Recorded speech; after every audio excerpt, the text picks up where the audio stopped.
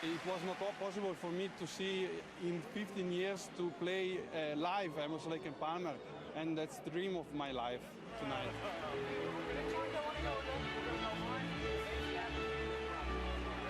It was just fantastic, and I come all the way from France to see them. I came here from Switzerland because I saw Emerson, Lake and Palmer 18 years ago in Switzerland. I think it's the best group in the world.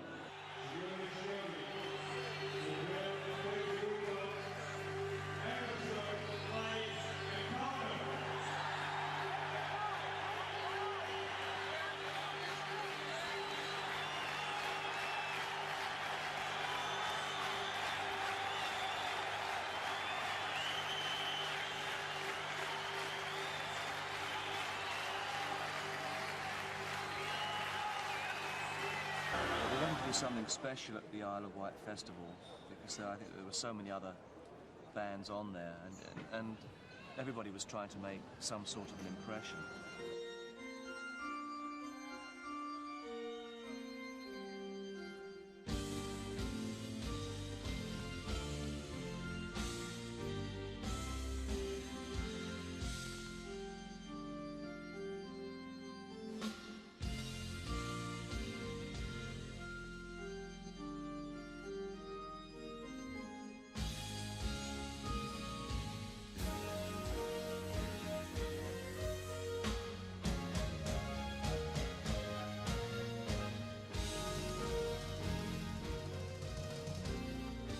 The show, I only remember because it was sort of, it launched us internationally.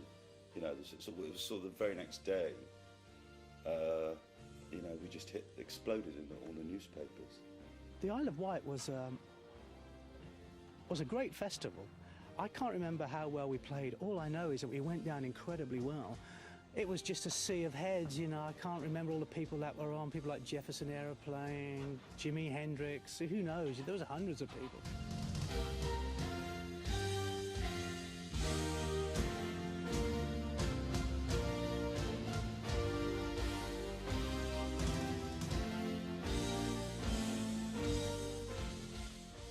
I remember driving down there and being passed by Kit Mun in his pink Rolls Royce, and as he went by there were some legs flapping out of the window.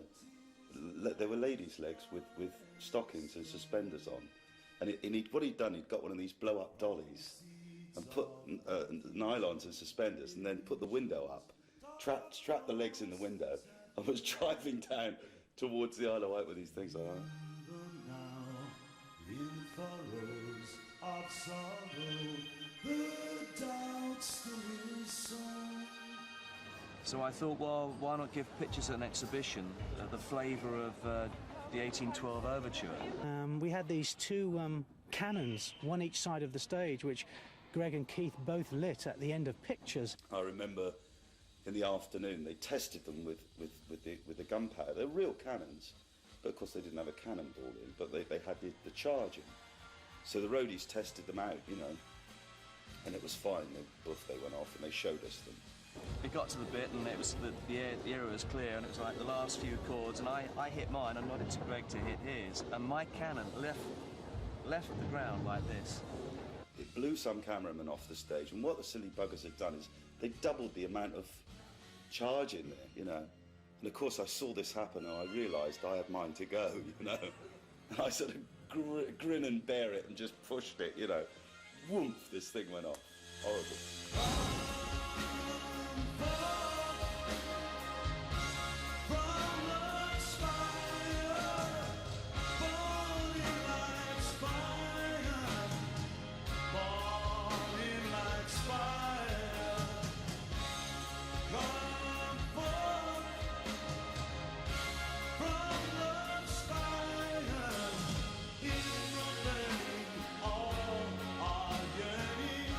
For life to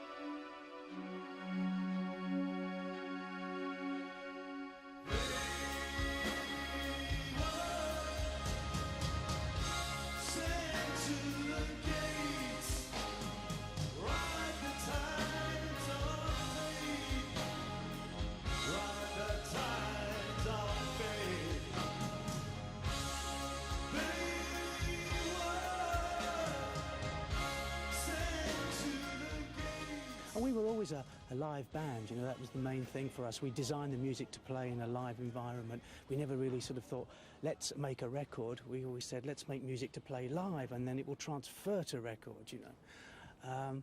So I think after 15 years with the technology that's now available to us, which we didn't have way back in the 70s. We didn't have things like MIDI. We really didn't have computers that we could store information on, musical information. And I think it's a very positive time for any progressive band to come back, because now there's even more things to use. I got the idea for the song.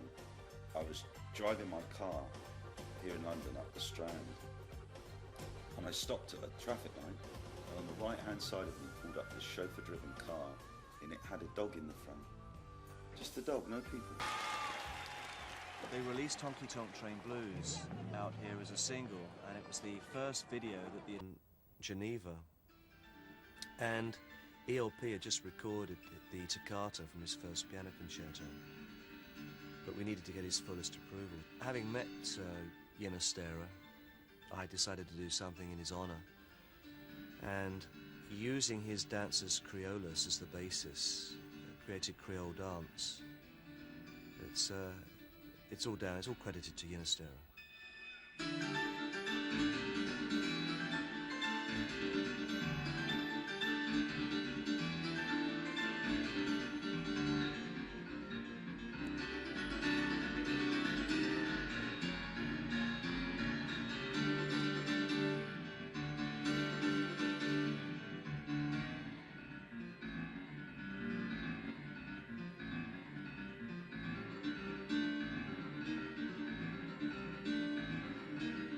Stuart Young and I got on a plane and went over to meet the great man in his apartment in Geneva, and he gave us a wonderful lunch, at the end of which he said, right, let's get down to what you've come here about. Let me listen to what you've done with my music. So we went into his music room and he put it on. I held my breath, and he suddenly went, terrible. I went, and he wound it back to the beginning, and he said this. His wife translated. She said, my husband really is quite impressed. I breathed a sigh of relief, and that was it. And Ginastera actually endorsed that on the album.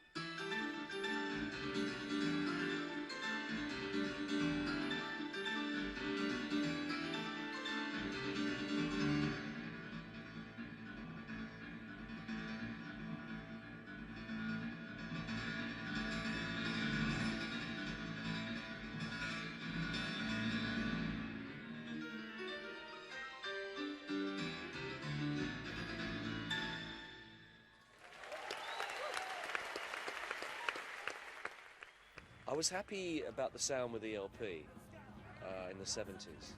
That sound, that sort of tacky, aggressive, almost distorted, angry sound. But I don't think I actually really captured it as good as I've captured it on this record.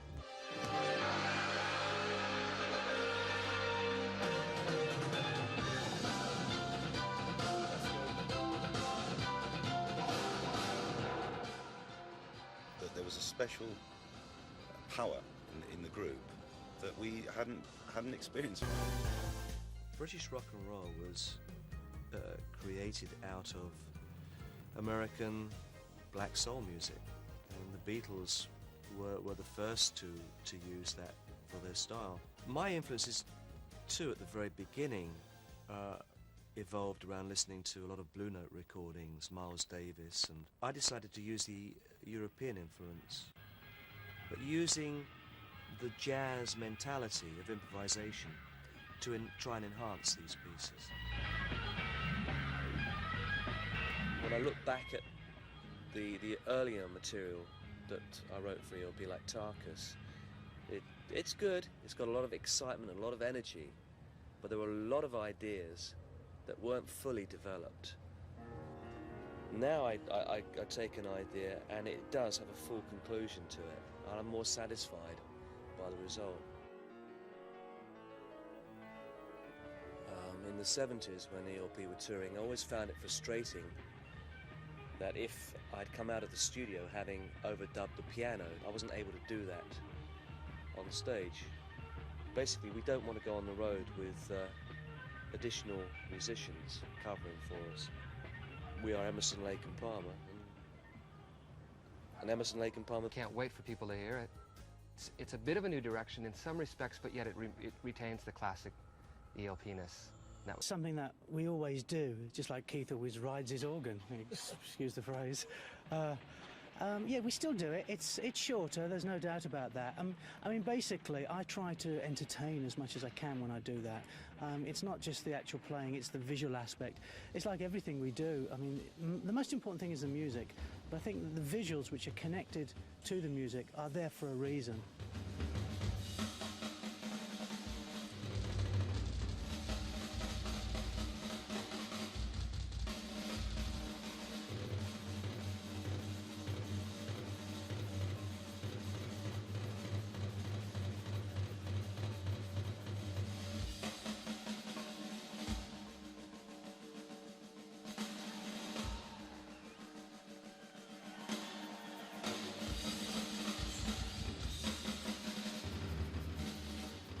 Well, the dream really was to build a stainless steel drum set. I just figured that this material, stainless steel, would be perfect for the sound projection. Well, by the time we'd assembled all of these drums, we found we couldn't lift the bass drum. It was too heavy. One man couldn't do it. Anyway, I didn't think of transport at the time, that it'd be costly to move around, or staging. And in Roanoke, West Virginia, we had to cancel a concert because the stage collapsed, because the drum set was too heavy. I think packed in the road cases, it came to 1.5 tons. It was unreal.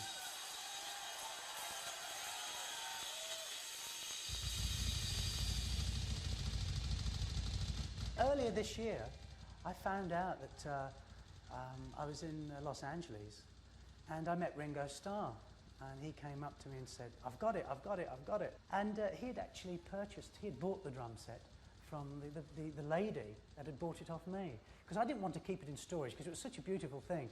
Anyway, she ended up moving it on, putting it back into some auction, and Ringo went along and bought it. Apparently he wanted it the first time, but he got there late. So he managed to pick it up. He's got it now. And Ringo, you're welcome to it.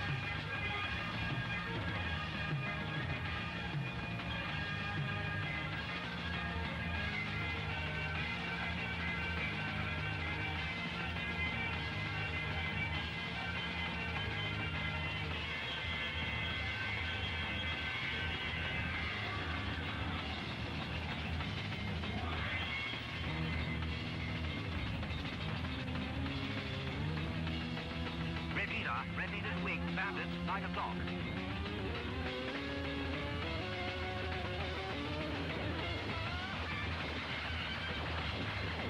Golf Alpha Zulu Whiskey Bravo.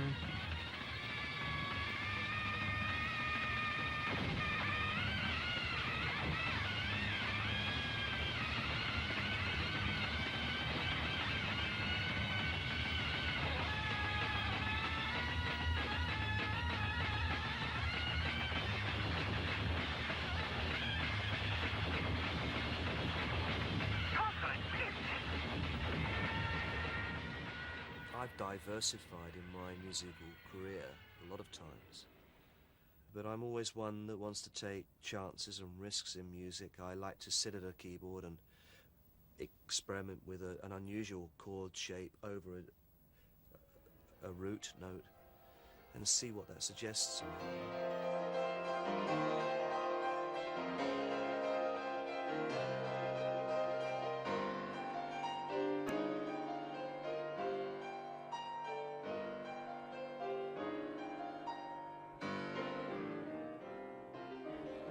We've tried to sort of like keep it very simple, not overdo it. The synths are there, but the accent is on the real instruments, the piano, the drums, the Hammond. Yes, there's quite a few things that went wrong, particularly with the spinning piano. We tried it first at the California Jam. There's about 400,000 people, I think, were there. And basically what this was, it was another piano, a grand piano that I sat on, and then the piano was hoisted up to a certain height and then was rotated with me playing and getting, you know, quite dizzy.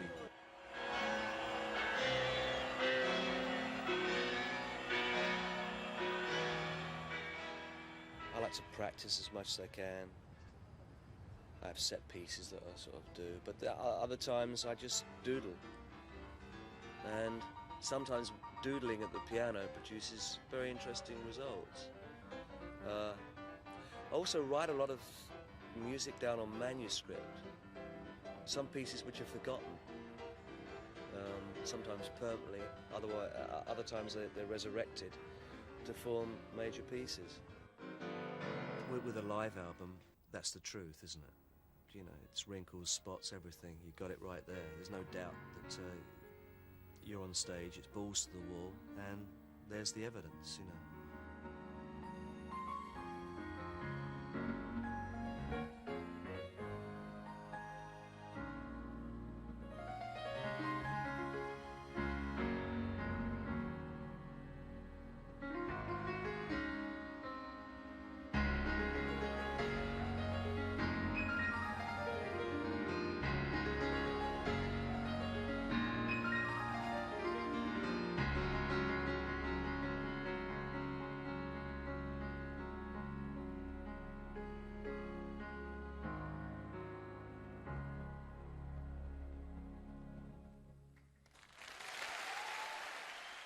As far as Montreal goes, I mean, it's always, we've always had a strange relationship with them because, I think really because it's a sort of European island on the American continent. And interestingly enough, I think we still hold the attendance record in the Olympic Stadium.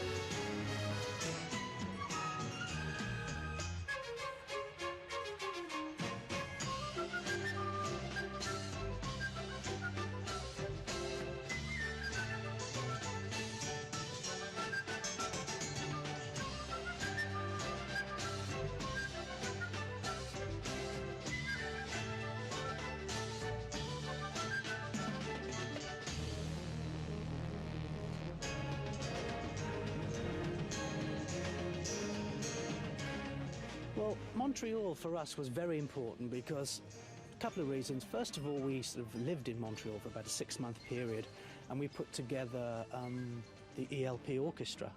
So the town Montreal was quite important to us for a number of reasons. But the actual concert, the Olympic Stadium, that was a wonderful place to play.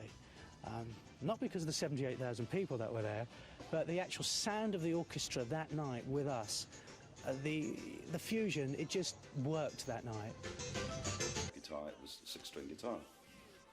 I only actually played bass as a favour to Bob Fripp during the days of King Crimson. You know, he wanted a lead singer, and we didn't need 2 guitar players, so he said, you know, would you play bass just for this album? I said, yeah, all right, I'm going to play the bass, you know.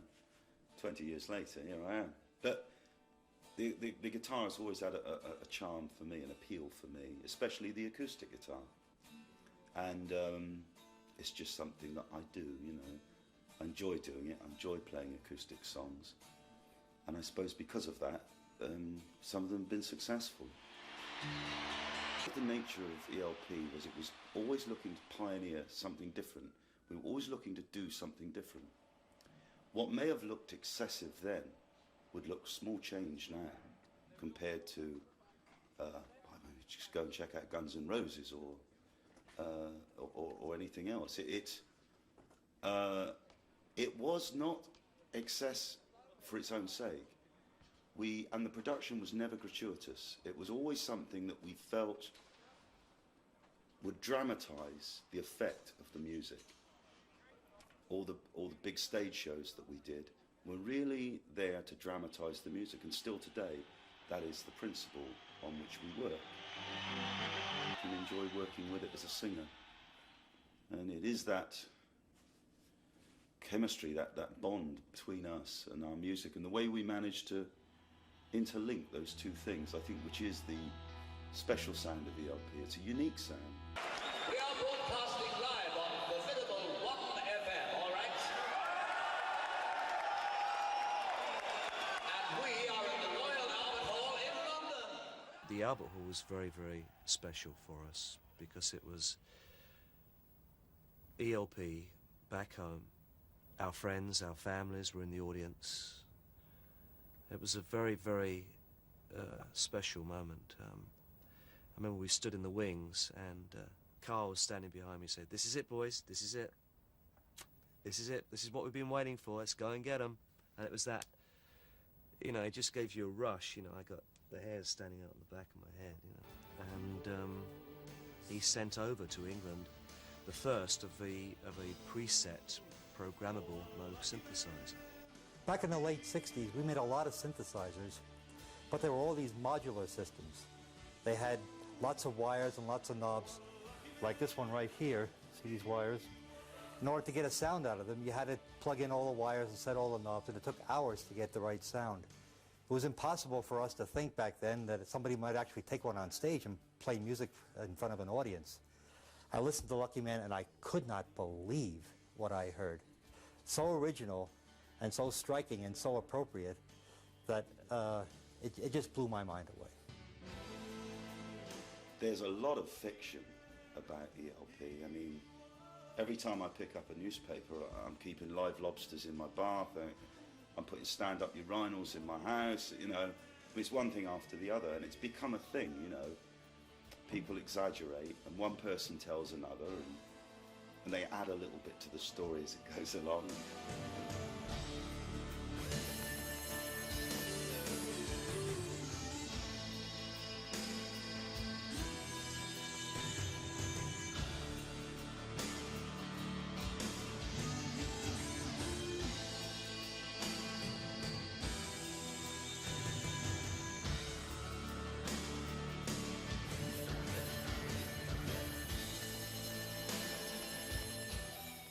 You know, you can't have a career which spans mine now almost 30 years and not do anything during that period which you look back and you think, maybe I could have done that better or different, you know. I think by and large our batting average is pretty good with respect to making good creative decisions and doing things which are worthwhile.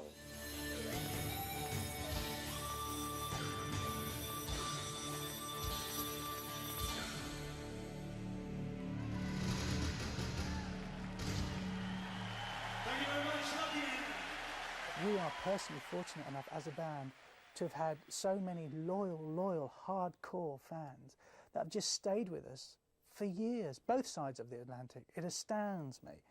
So whatever has been written, the end of the day, only time will tell, and time has definitely told us something, that people understand good music, and good music, it will always be there. It was absolutely fantastic. Wonderful, absolutely brilliant.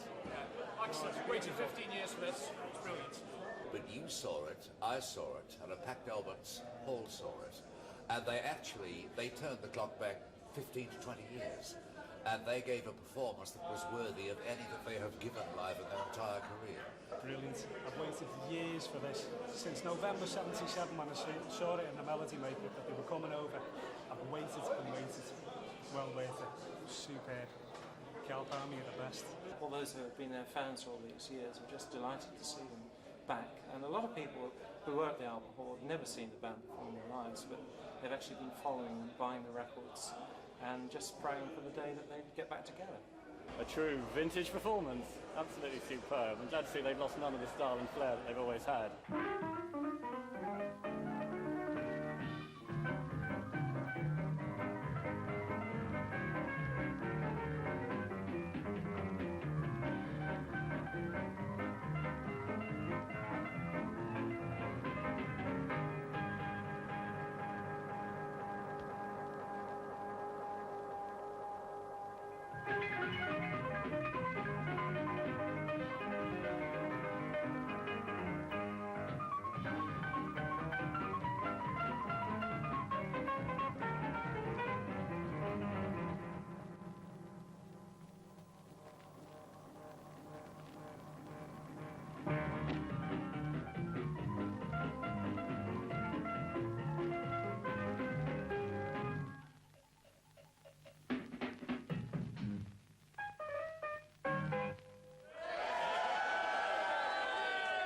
We're thrilled that after, they've come back to the Royal Albert Hall, which is a pretty special place, and particularly for them. And not just doing one night, but actually doing 3 nights is fantastic. And tonight just proved that they were as good as anything they've ever played before, and they're on top form, and they've got an audience following that is running along with them. I get a picture. Pretty girl. This is good for my image. You know, they've always had a great reputation for doing a great live show, and I think that's what gets the people there. Where's the band go from here? From here, well, we play Germany, Switzerland, Austria, France, Belgium, Poland, America, Canada, Japan, Australia, but I haven't really made any plans yet. 22 years I've known him. He's still a master.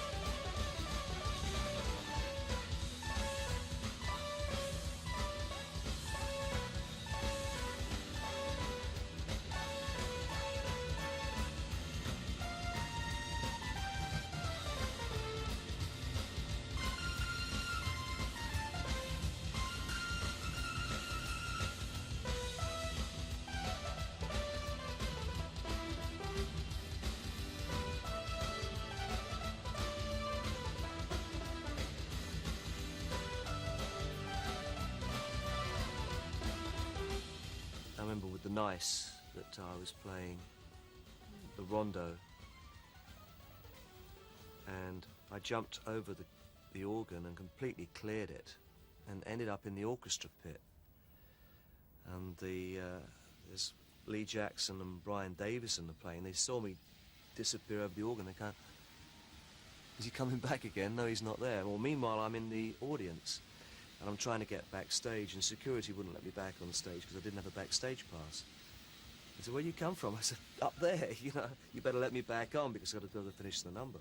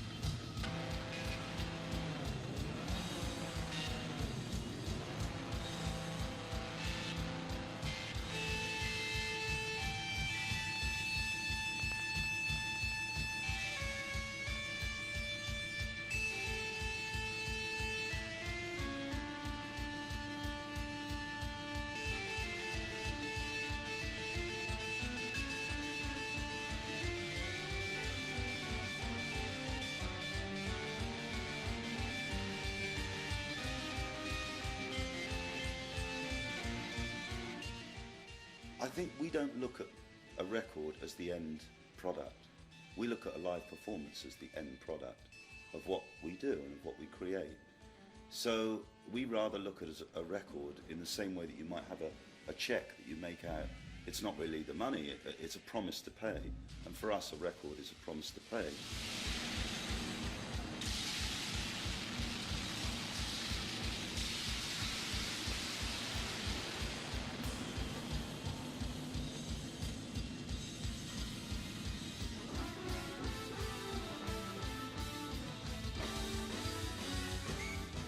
Yeah, after 15 years being away, to sort of play whatever it is, 3, 4, 5 nights at the Albert Hall is pretty devastating for us. I thought, you know, we'd be okay and people would want to come and see us, but I never ever thought that it would be to that magnitude, you know. When we play a performance, it's literally on the edge, and I mean, sometimes things do go wrong. I've blown fingernails off, you know, but you still have to get back and play. And things are prone to break down sometimes, and it's this playing on the edge I think people do like to see.